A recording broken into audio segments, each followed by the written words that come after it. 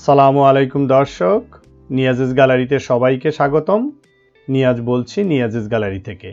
আশা করি আপনারা সবাই ভালো আছেন।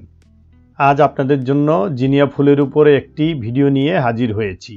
আজকের ভিডিওতে আমরা আপনাদেরকে দেখাবো টবে বা পটের মধ্যে কিভাবে জিনিয়া ফুলের চাষ করতে হয়।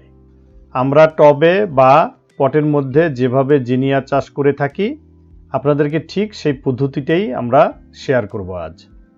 প্রিয় দর্শক, আপনি যদি আমাদের চ্যানেলে আজ নতুন হয়ে থাকেন তাহলে এক্ষুনি আমাদের চ্যানেলটি সাবস্ক্রাইব করুন প্লিজ। সাথে বেল বাটনটিও ক্লিক করে রাখবেন, তাহলে আমরা যখনই কোনো নতুন ভিডিও আপলোড করব আপনারা সাথে সাথে নোটিফিকেশন পেয়ে যাবেন। যারা অলরেডি আমাদের চ্যানেল সাবস্ক্রাইব করেছেন তাদের সবাইকে ধন্যবাদ। প্রথমেই আমরা শীতের মধ্যে ঘরের ভিতরে জিনিয়া ফুলের চারা তৈরি করেছি। চারা তৈরি করার পরে ভালো চারাগুলোকে বেছে নিতে হবে। এই ভালো চারাগুলোকে একটি টবে বা পটের মধ্যে ট্রান্সপ্লান্ট বা প্রতিস্থাপন করতে হবে। জিনিয়া চারা ট্রান্সপ্লান্ট বা প্রতিস্থাপন করার আগে নর্মাল মাটি বা গার্ডেন সয়েল, গোবর সার এবং পিটমস খুব ভালোভাবে মিশিয়ে একটি পট বা টবের মধ্যে নিতে হবে। টব বা পটের মধ্যে মাটি প্রস্তুত করার পরে মাটির মধ্যে ছোট ছোট গর্ত করে জিনিয়া ফুলের চারাগুলোকে সঠিকভাবে রোপণ করে দিতে হবে। একটি মাঝারি সাইজের পট বা টবের মধ্যে 4 থেকে 5টি চারা লাগানোই ভালো।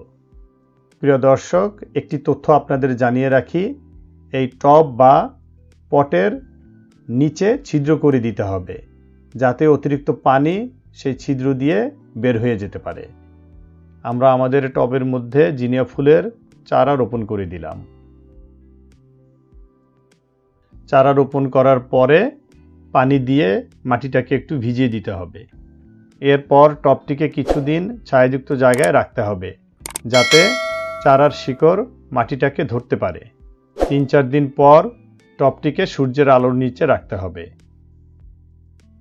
দেখুন 3-4 দিনের মধ্যে চারাগুলো সতেজ হয়ে গেছে, অর্থাৎ চারার শিকড় মাটি ধরে ফেলেছে।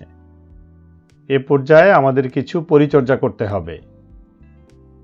জিনিয়া ফুল গাছের আশেপাশে কোনো আগাছা থাকলে সেগুলোকে পরিষ্কার করে রাখতে হবে, কারণ আগাছা মাটির পুষ্টির কিছু অংশ খেয়ে ফেলে, ফলে জিনিয়া ফুল গাছে পুষ্টির অভাব হওয়ার সম্ভাবনা থাকবে।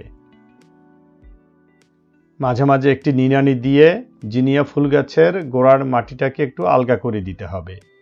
গাছের গোড়ার মাটি আলগা করে দিলে গাছের শিকড় খুব ভালোভাবে বৃদ্ধি লাভ করতে পারে, আর গাছের শিকড় সঠিকভাবে বৃদ্ধি লাভ করলে গাছ সঠিকভাবে বড় হবে।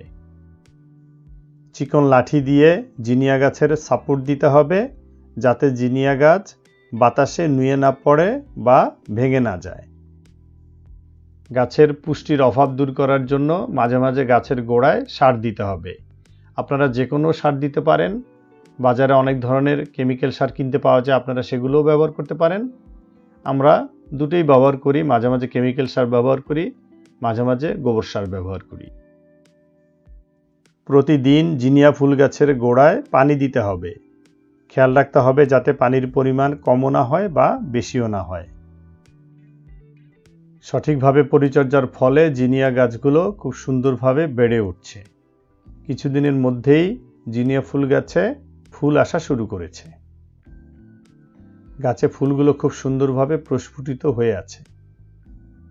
দর্শক, এতক্ষণ আপনাদেরকে আমরা দেখালাম আমরা কিভাবে টবে বা পটের মধ্যে জিনিয়া ফুল গাছের চাষ করে থাকি।